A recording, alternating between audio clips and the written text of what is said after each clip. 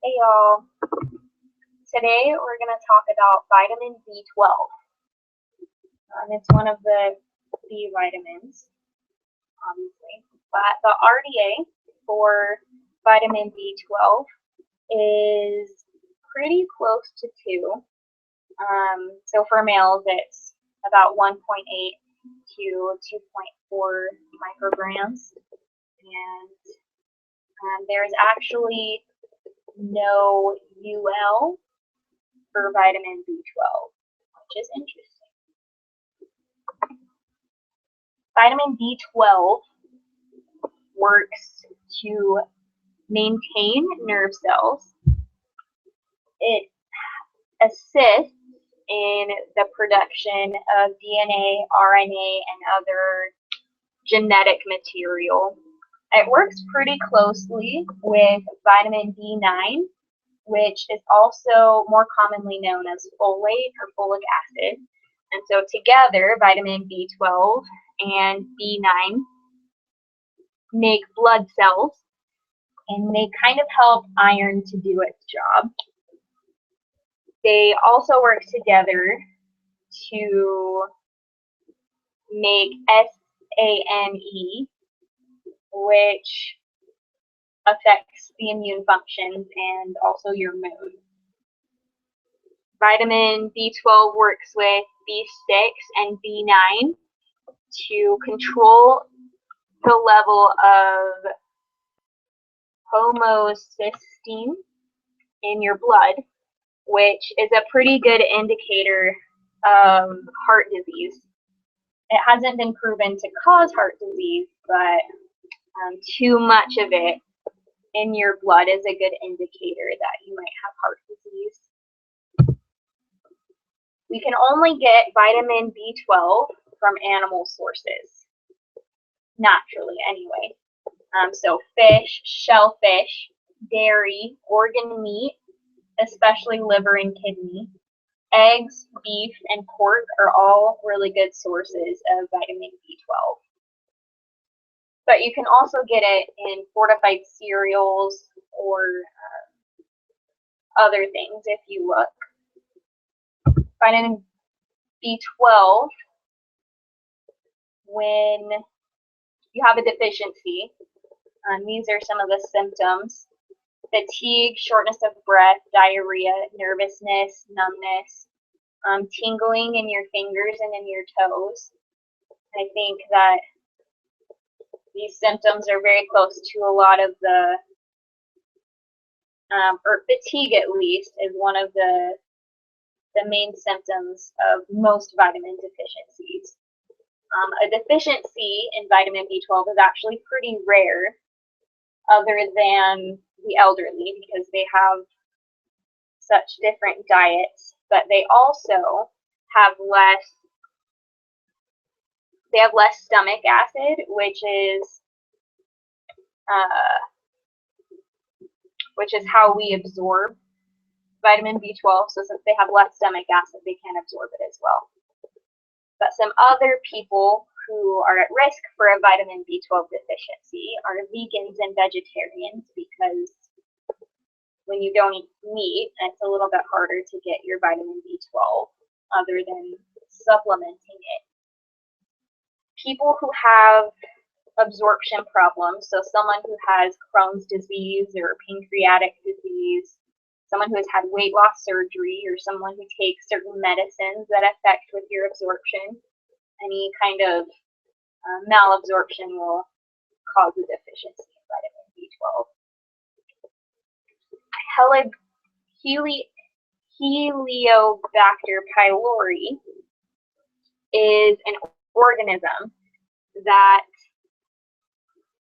causes ulcers in your intestines, and so it causes damage to your stomach cells to make, or your cells that make intrinsic factor, which is what absorbs vitamin B12.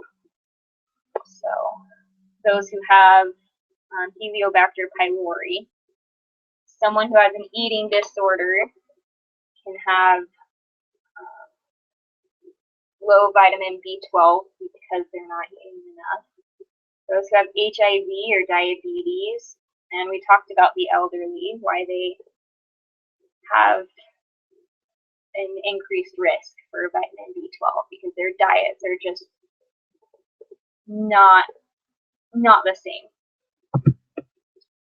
Like I said earlier, there's no UL for vitamin B12, but you need to be careful when taking vitamin B supplements, because I actually found that when you take too much of another vitamin, such as B6 or B9, folic acid, then it can cause an imbalance in your other B vitamins. So make sure you take them all together, especially if you're taking folic acid, because if you take folic acid, it can mask the symptoms for B12 deficiency. And so if you aren't seeing any symptoms of your B12 deficiency and you don't have enough, it can cause a lot of nerve damage, which is not good.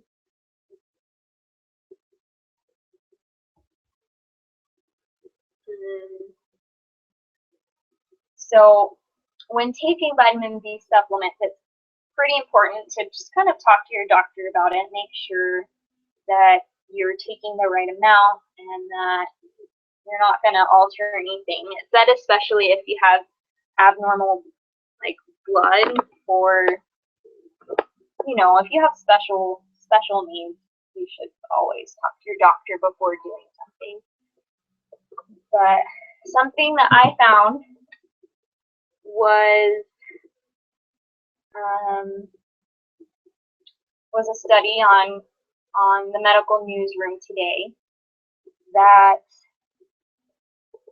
pregnancy or vitamin B12 deficiency in pregnancy can raise the chances of the baby to develop diabetes. And this is because when the woman has a low B12 intake, there's a higher percentage, or there's a higher chance that she will have a high BMI, which will cause the baby to be low birth weight with a high cholesterol. And this will cause the babies to have the higher insulin resistance, which gives them that risk for type 2 diabetes. But it also talked about excessive weight and the importance of leptin. And when there is excessive weight, it increases leptin, but because there's more leptin, you become more resistant to it. And so this can lead to overeating and gaining weight and and insulin resistance, which causes that risk for type 2 diabetes. They did this study where they found that when the moms were deficient in vitamin B12, there was a higher than normal leptin and a very increased risk of type 2 diabetes and other metabolic disorders. They said that either B12 drives fat accumulation in the fetus, and this leads to increased leptin, or the B12 actually causes chemical changes in the placental genes that produce leptin, making more of the hormone. So they said, so this is one of the authors of this study, Dr. Adekala Antony Solomon,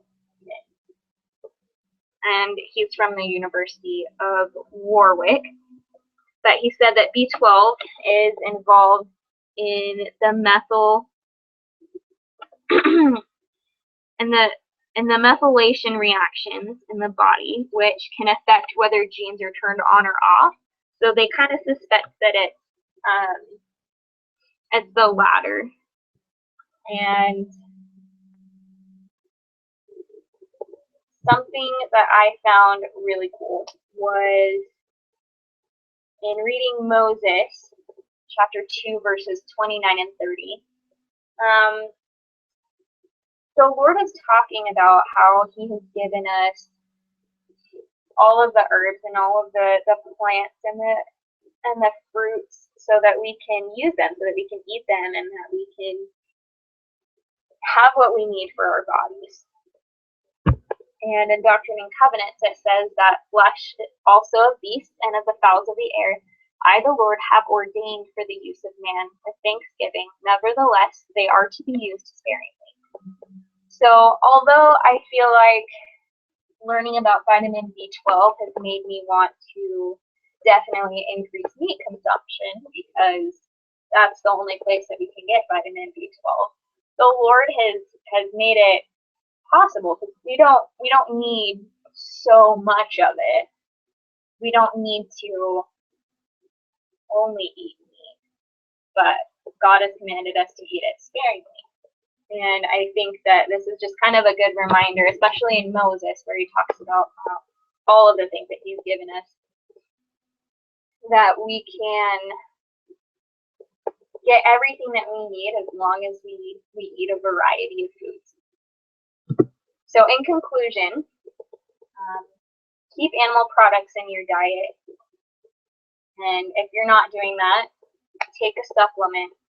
But don't overdo it with your other vitamin D supplements. Make sure that you're taking them together, because a deficiency can definitely lead to nerve damage, which is never something that anyone wants to experience. But thank you so much, and that's all I have for you.